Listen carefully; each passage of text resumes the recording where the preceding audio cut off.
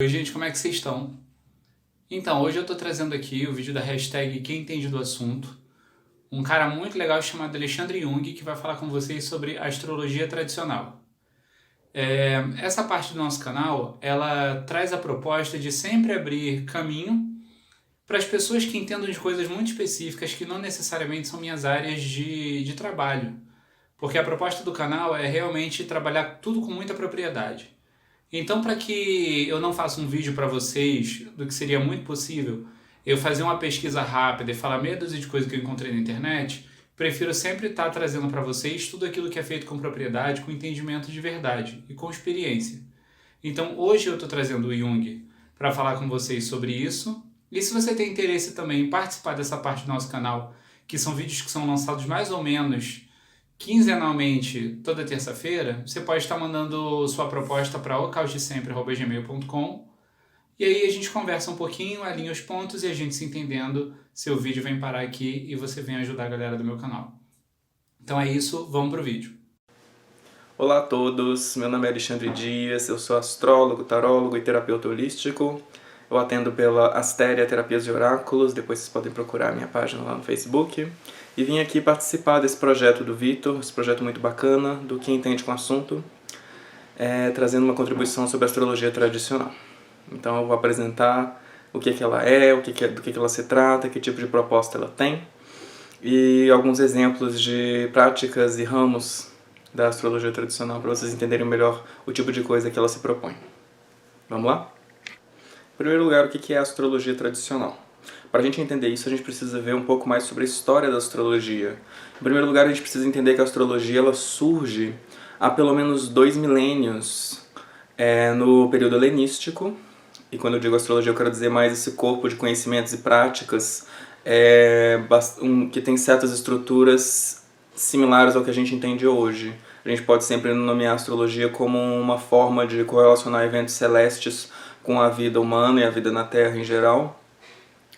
Mas quando a gente está falando de astrologia tradicional aqui, eu estou me referindo a esse corpo um pouco mais específico de conhecimento que surge no período helenístico, que vai ter, por exemplo, como elementos os planetas, os 12 signos, as 12 casas, os aspectos planetários, enfim. Isso surge há mais de 2 milênios no período helenístico, vai se desenvolver no período do Império Romano, que a gente vai chamar isso de astrologia helenística, não porque ela está no período helenístico, mas porque ela surgiu no período helenístico e é aplicada principalmente durante o Império Romano. Depois a gente vai ter vários outros períodos, ela vai se desenvolver na astrologia árabe, na astrologia medieval, astrologia renascentista, e em certo momento ela se perde por várias razões históricas, como o iluminismo e toda a descrença que veio sobre a astrologia então, que ela sai das universidades, ela para de ser considerada uma ciência, e além disso você tem cada vez mais, um pouco por causa disso, mas você tem cada vez mais a perda dos textos clássicos. Os textos clássicos são esses textos dos astrólogos mais antigos, os astrólogos da tradição. Quando se perdem esses textos ou o acesso a eles, porque alguns textos até vão estar, não são de fato perdidos, mas eles ficam em bibliotecas, às vezes em línguas que a maioria das pessoas não conhece, como o grego antigo, o latim, enfim.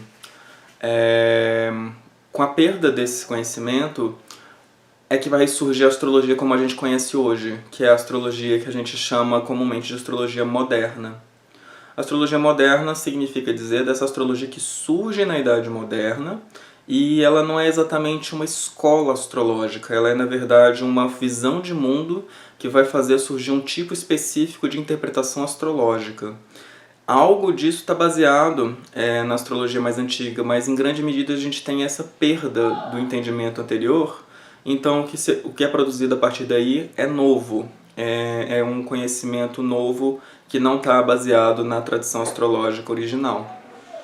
Então o que é a astrologia tradicional? A astrologia tradicional é um termo que a gente utiliza, no caso tradicional esse adjetivo que a gente usa para enfatizar a busca do conhecimento, do estudo e da prática astrológica com base na tradição astrológica. Com tradição astrológica a gente está se referindo à história da astrologia e ao desenvolvimento de vários autores, vários astrólogos do período helenístico, do período romano, do período árabe, medieval, renascentista, que desenvolveram entendimentos, escreveram livros, escreveram obras, proporam técnicas, utilizaram delas, mostraram como funcionavam, enfim. Essa é a tradição astrológica, e a astrologia tradicional está pautada nessa ideia de que é importante a gente estudar e conhecer a tradição para poder fazer uso dela no presente.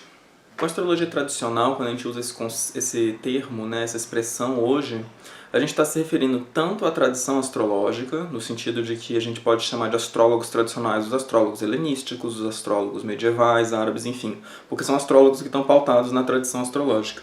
Mas a gente também se refere à astrologia tradicional para dizer desse ressurgimento da astrologia tradicional no período contemporâneo, essa busca que a gente tem atualmente de buscar os textos clássicos. Mas dada então essa história da astrologia, como é que a gente tem de novo o ressurgimento da astrologia tradicional?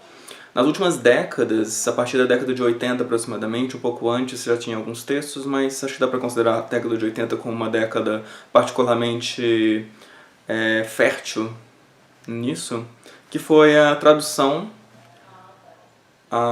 o acesso à tradução e a disponibilização para um público mais amplo de textos astrológicos clássicos.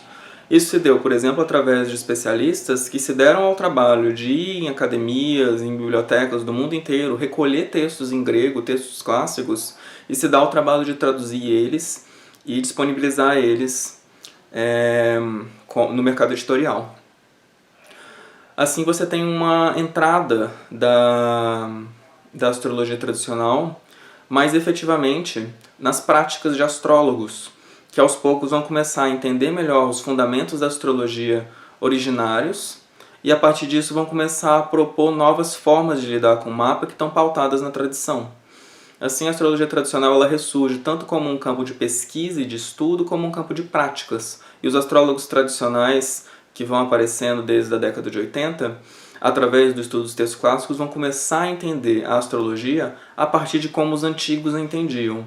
Além disso, eles vão começar a usar as técnicas que os antigos propunham com base nas filosofias que eles tinham para conseguir fazer leituras das pessoas e assim conseguir resultados muito diferentes do que a astrologia moderna estava desenvolvendo, justamente pela falta de acesso aos textos tradicionais e também por uma diferença de ênfase, porque quando você acessa os textos tradicionais, a ênfase não é tão individualista, então o autoconhecimento, embora ele possa fazer parte, ele não tem esse valor que ele tem na nossa sociedade atual, porque a gente entende na astrologia tradicional que o coletivo tem uma ação e a pessoa tem uma inserção dentro do coletivo que não dá para simplesmente negar e fingir que basta você autoconhecer-se que você vai superar qualquer limite coletivo, por exemplo. Para citar um pouco melhor então o que são essas traduções, a gente vai ter na década de 80 a republicação do William Lilly, um astrólogo inglês do século 17, com o seu livro Astrologia Cristã. Você vai ter na década de 90 o projeto Hindsight, que foi elaborado pelo Robert Schmidt, Robert Zoller e Robert Hand, que vão buscar justamente traduzir textos antigos do grego, do latim, do árabe. E, enfim, daí vai tendo toda uma série de desdobramentos posteriores. Nessa última década a gente teve o lançamento do 2017 do Hellenistic Astrology do Chris Brennan. Chris Brennan ele trabalhou no projeto Insight com uma espécie de segunda geração, ele aprendeu e estudou com o Schmidt. Enfim, vários astrólogos começam a desenvolver atividades. Pelo menos desde 2006, 2007 mais ou menos, a gente já tem alguns astrólogos tradicionais começando a atuar no Brasil, como o Yuzuru Izawa, o Rodolfo Veronese, que respectivamente do blog Astrologia Tradicional e do Astrosfera. E isso vai se multiplicando, eles começam a dar cursos, começam a ter toda uma série de astrólogos tradicionais que começam a se popularizar, que começam a atingir maior proeminência.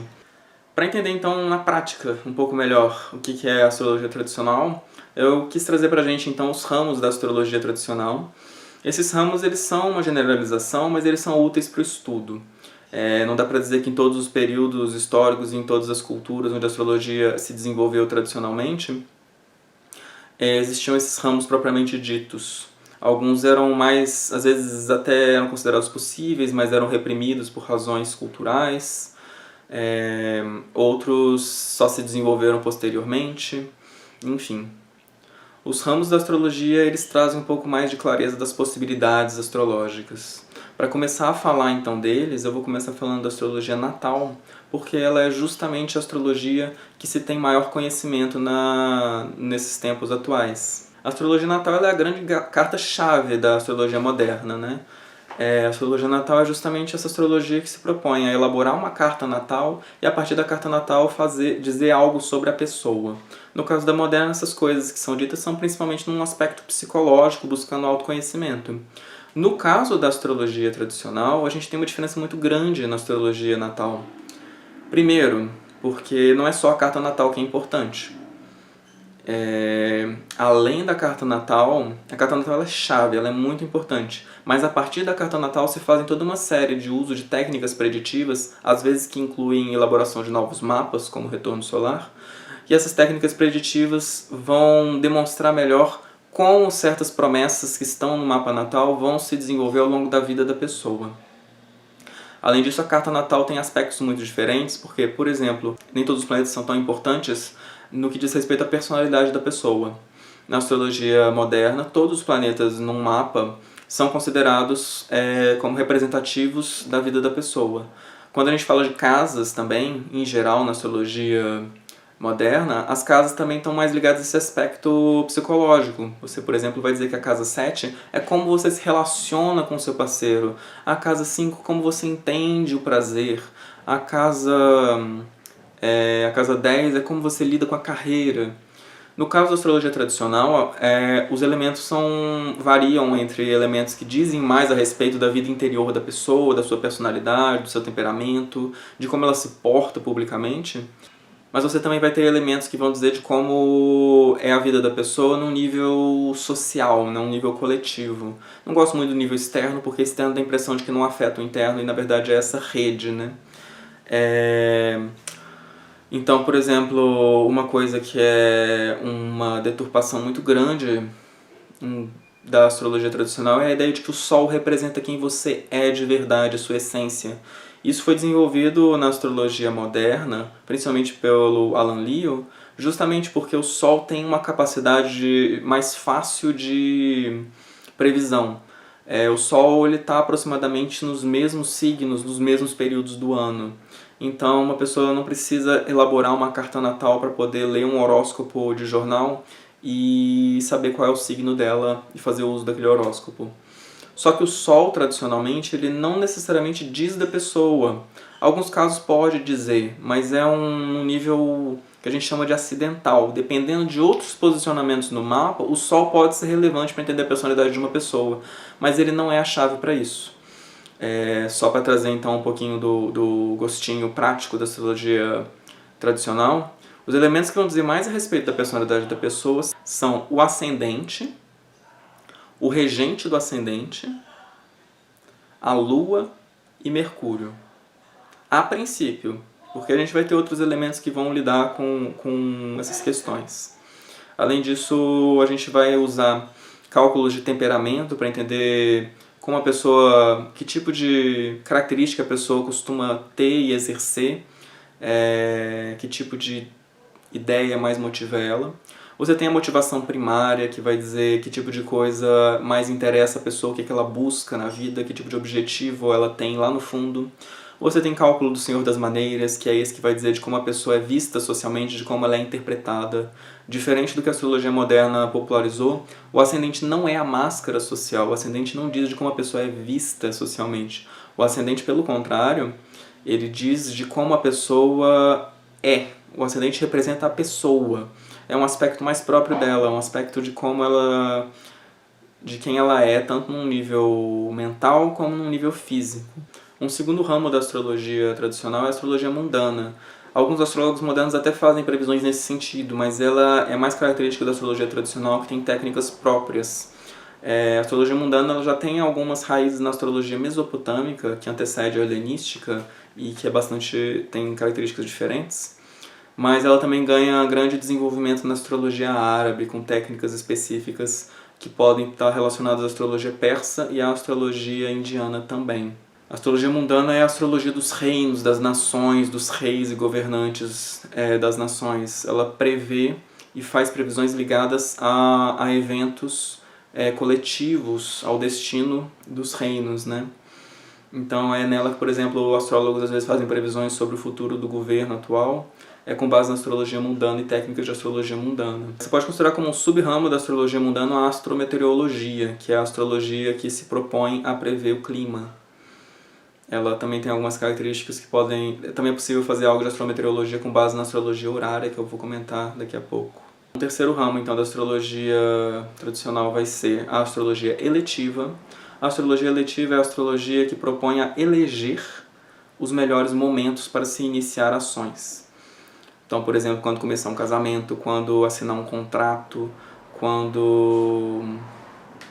enfim, quando publicar um livro, quando iniciar uma viagem, dentre outros exemplos possíveis. O quarto ramo da astrologia que eu queria comentar é a astrologia horária. A astrologia horária ela tem algumas relações com a astrologia eletiva, mas ela é bastante característica. Ela tem técnicas próprias e formas de ler um mapa que são próprias dela. A astrologia horária é essa astrologia das questões. Como é que isso funciona? É um oráculo. É mais próximo, por exemplo, do que a gente tem com o tarô.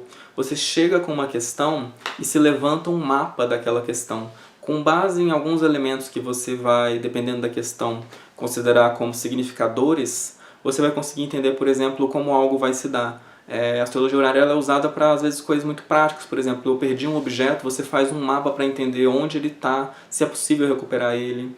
É muito comum perguntas de amor, que é tipo, se a outra pessoa gosta, se o amor é correspondido, né? E você vai olhar pelos aspectos no mapa, pelos significadores e a relação entre eles, se isso é possível. Você pode olhar sobre concurso, emprego em geral, se você vai conseguir uma vaga de emprego que você está tentando.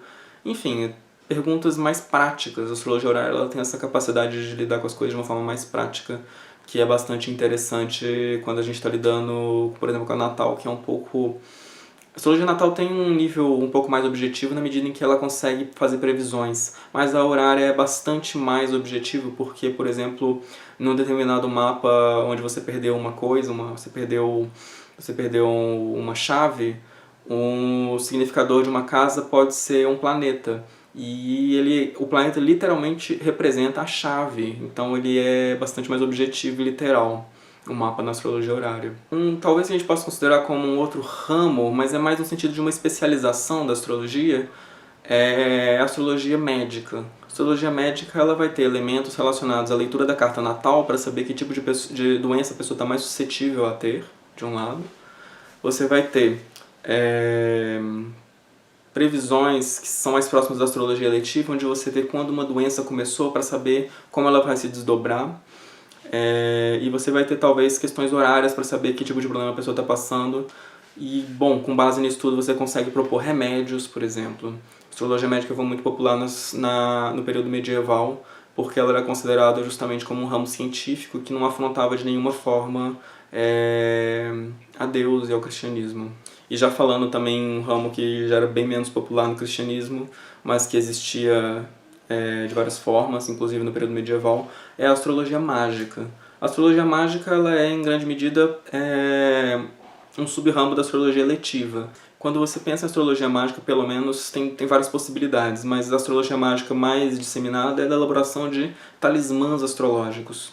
Os talismãs astrológicos, eles se pautam no melhor momento, com base em regras próprias, mas que estão muito ligadas à astrologia eletiva, no melhor momento onde um planeta está em grande destaque, está com grande força, está com grande dignidade, e a partir disso você vai e faz um talismã com a energia daquele planeta, e esse talismã vai trazer a energia daquele planeta, daquela posição planetária dele.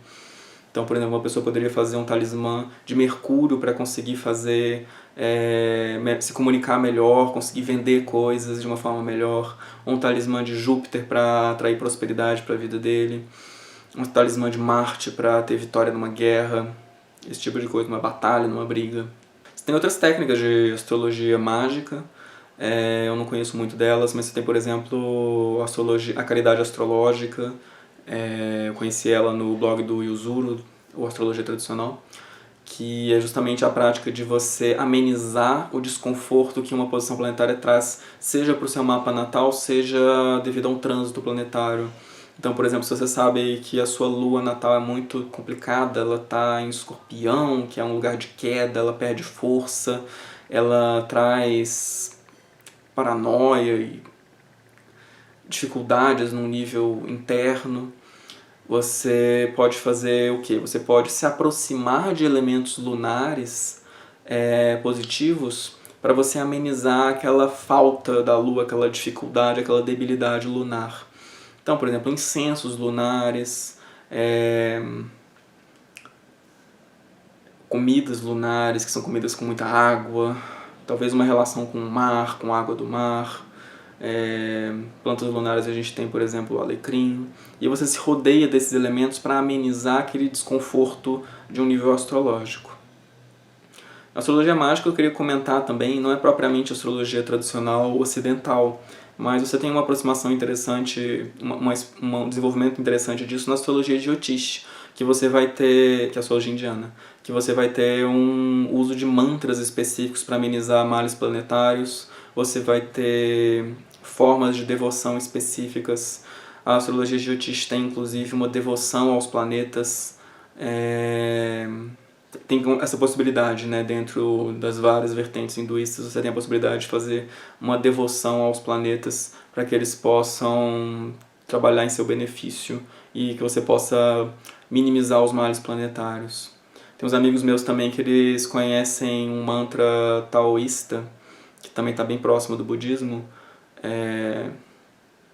que justamente se proporia a amenizar os males planetários, mas aí a gente já está entrando na astrologia chinesa, eu estou saindo bastante aqui do ramo da astrologia tradicional, mas acho que ilustra bem o que é a astrologia mágica, eu acho que interessa ao pessoal que vê o canal procurar a respeito. É interessante, vale pensar sobre o que isso nos diz sobre livre-arbítrio, né? Como é que a gente pode ser fatalista se a gente pode fazer um talismã que ameniza um mal astrológico.